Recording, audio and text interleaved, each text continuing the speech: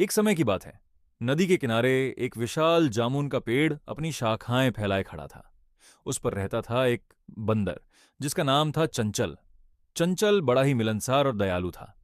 उसी नदी में रहता था एक मगरमच्छ, जिसका नाम था मकर।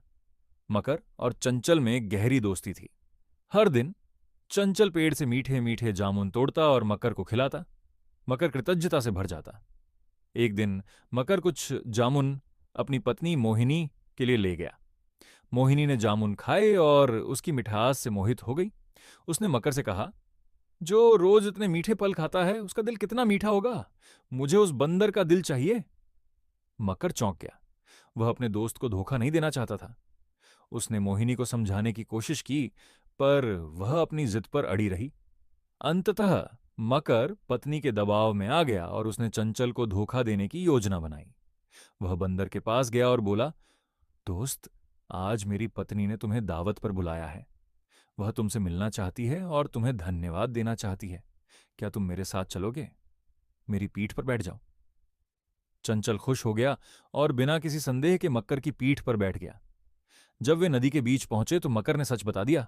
उसने कहा, मोहिनी तुम्हारा दिल खाना चाहती है। बंदर डर गया, पर उसने हिम्मत नहीं हारी। उसने तुरंत एक योजना बनाई। बंदर ने कहा, अरे दोस्त, तुमने मुझे पहले क्यों नहीं बताया?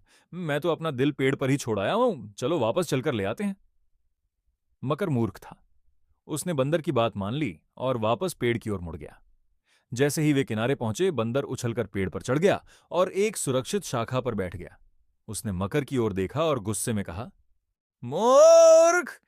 क्या कोई अपना दिल शरीर से अलग रख सकता है? तुमने दोस्ती के साथ गद्दारी की है। अब यहां से चले जाओ। मकर को अपनी गलती का एहसास हुआ। वह शर्मिंदा होकर नदी में वापस चला गया। चंचल ने अपनी बुद्धि से अपनी जान बचाई और एक धोखेबाज दोस्त से छुटकारा पाया।